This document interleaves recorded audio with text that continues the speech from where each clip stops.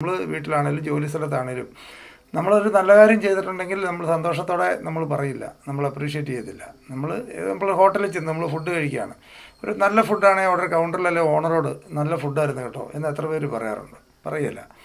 ചീത്തയാണ് കൃത്യമായിട്ട് റിപ്പോർട്ട് ചെയ്തിരിക്കും, കൃത്യമായിട്ട് പറയും കാശിന് ഉള്ളിലത്തെ സാമ്പാറാകട്ടോ, ഇതൊക്കെ എപ്പോൾ ഉണ്ടാക്കിയതാണ്, അല്ലെങ്കിൽ ആരാ ഇവിടെ ഉണ്ടാക്കുന്നത് എന്ന് ചോദിച്ചിരിക്കും. നല്ലതാണെങ്കിൽ ഓക്കെ, കുഴപ്പമില്ല, നമ്മൾ മിണ്ടില്ല.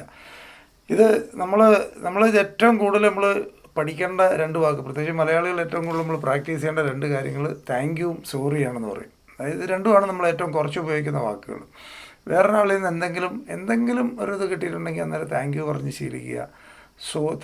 നമ്മുടെ ഭാഗത്ത് തെറ്റ് പറ്റിയിട്ടുണ്ടെങ്കിൽ സോറി പറഞ്ഞ് ശീലിക്കുക. ഇതൊരു വളരെ ഇമ്പോർട്ടൻ്റ് ആയിട്ടുള്ളൊരു സാധനമാണ്. എന്ന് പറയുന്ന പോലെ നമ്മൾ ഈ പറയുന്ന കാര്യങ്ങൾ മറ്റുള്ളവർക്ക് കൂടെ സന്തോഷം കൊടുക്കുന്ന ഒരാളായി മാറണം. അപ്പോൾ നല്ല എന്തെങ്കിലും ഇപ്പോൾ എവിടെ നിന്നൊക്കെയാണ് അറിവ് കിട്ടുന്നത്, അറിവുകളെല്ലാം നമ്മൾ എടുക്കുന്നത്, ഇതൊന്നും ഫ്രീ ആയിട്ട് കിട്ടുന്നതാണെന്ന് നമ്മൾ വിചാരിക്കരുത്. ഇതിൻ്റെയൊക്കെ എഫേർട്ടുണ്ട്. നമുക്ക് പലപ്പോഴും പറ്റുന്ന ഒരു പ്രശ്നം എന്താണെന്ന് വെച്ച് കഴിഞ്ഞാൽ നമ്മുടെ കാര്യം മാത്രമേ നമ്മൾ പലപ്പോഴും ചിന്തിക്കുന്നുള്ളൂ. പൊതുവേ നമ്മളൊരു രീതി അതാണ്, നമ്മുടെ കാര്യം മാത്രം ചിന്തിക്കുള്ളൂ, വേറെ സൈഡിൽ നിന്ന് നമ്മൾ ചിന്തിക്കത്തില്ല. അല്ല, ഹാപ്പിനെസ് ഷെയർ ചെയ്യുന്ന ഒരാളായി മാറണം, മറ്റുള്ളവർക്ക് സന്തോഷം കൊടുക്കുന്ന ഒരാളായി മാറണം.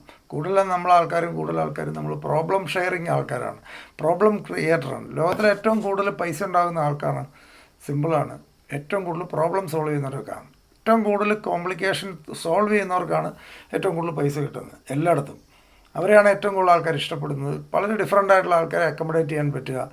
ഒരു കമ്പനിയിൽ തന്നെ നമ്മൾ ചിലപ്പോൾ ചിന്തിക്കും, ഇവിടെ സാധാരണ ആൾക്കാർ ചെയ്യുന്നത്, ഇപ്പോൾ പോലീസിലാണെങ്കിൽ ഒരു കോൺസ്റ്റബിൾ ചെയ്യുന്ന പണിയൊന്നും സത്യത്തിൽ ഒരു DGP ചെയ്യുന്നില്ലല്ലോ എന്ന് ചിലപ്പം വിചാരിക്കും. കോൺസ്റ്റബിൾ കിട്ടുന്നതിൻ്റെ എത്രയോ ഇരട്ടിയായിരിക്കും ഒരു DGPയുടെ സാലറി. DGP എന്നാ പരിപാടി? DGP കള്ളനെ പിടിക്കാൻ പോകുന്നില്ല, ശവത്തിന് കാവൽ നിൽക്കുന്നില്ല, ഈ പണി രാത്രി ഉറക്കളച്ച് ഇവിടെ പോയി നിൽക്കുന്നില്ല, തല്ലുകൊള്ളാൻ റോഡിൽ സമരം നടക്കുന്നിടത്ത് പോകുന്നില്ല, ഇതൊന്നും ചെയ്യുന്നില്ല. പക്ഷേ പുള്ളിക്കാണ് പൈസ മുഴുവൻ കിട്ടുന്നത് എന്ന് വേണമെങ്കിൽ നമുക്കൊരാൾക്ക് ചിന്തിക്കാം. ഡിഫറൻസ് എന്താണ്? ഏറ്റവും കൂടുതൽ പുള്ളിയുടെ വർക്ക് നെക്കപ്പ് വർക്കാണ്. അദ്ദേഹത്തിൻ്റെ 24 മണിക്കൂർ അദ്ദേഹത്തിൻ്റെ മൈൻഡ് വർക്ക് ചെയ്തുകൊണ്ടിരിക്കുകയാണ്. അദ്ദേഹം ഏറ്റവും കൂടുതൽ പ്രോബ്ലത്തിന് സൊല്യൂഷൻ ഉണ്ടാക്കിക്കൊണ്ടിരിക്കുന്ന ആളാണ്. അപ്പോൾ അദ്ദേഹം ഒരിക്കലും പ്രോബ്ലം ക്രിയേറ്റർ ആയിരിക്കത്തില്ല. ഒരു സ്ഥാപനത്തിൽ നമ്മൾ വർക്ക് ചെയ്യുമ്പം അവിടെ നിൽക്കുന്ന ഏറ്റവും കുറഞ്ഞ ശമ്പളം ഉള്ള ഒരാളുടെ റീസൺ എന്താണെന്ന് വെച്ച് കഴിഞ്ഞാൽ അദ്ദേഹമാണ് അവിടുത്തെ ഏറ്റവും ചെറിയ പ്രോബ്ലം അദ്ദേഹത്തിന് തീർക്കാനുള്ള കപ്പാസിറ്റി ഉള്ളൂ. വലിയ പ്രോബ്ലം സോൾവ് ചെയ്യുന്ന ആൾക്കാർക്ക് ഓട്ടോമാറ്റിക്കായിട്ട് പ്രൊമോഷൻ കൂടുതൽ കൊടുത്ത് ഹയർ ലെവലിലേക്ക് വരും. അതാണ് ഏറ്റവും കൂടുതൽ പ്രോബ്ലം സോൾവറായി മാറുക.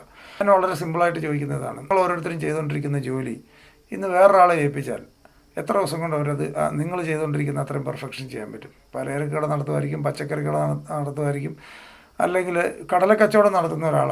നമ്മളാരെങ്കിലും ഇത് ഏറ്റെടുത്തിട്ടൊരു കടലക്കച്ചവടം നടന്നു, ആ കടലയുടെ ചൂട്, മൂപ്പ്, സാധനം ഉപയോഗിക്കുന്ന മണ്ണ്, ടെമ്പറേച്ചർ, ഈ സാധനങ്ങൾ, അതിൻ്റെ കൂട് കുത്തുക, ഇതൊക്കെ പഠിച്ച് അവർ ചെയ്യുന്നവർ ചെയ്യണമെങ്കിൽ എത്ര മാസം എടുക്കും? നമ്മൾ ചിന്തിക്കാറേ ഇല്ല. നമുക്ക് വെൽത്ത് എന്ന് പറയുന്നത് ഒരു ആർട്ടാണ്. അത് നമ്മൾ അട്രാക്റ്റ് ചെയ്ത് നമുക്ക് ഉണ്ടാക്കാൻ പറ്റും. അതിന് പറ്റുന്ന സ്കില്ലുകൾ നമ്മൾ പഠിക്കണം, അതിന് ക്ഷമ വേണം.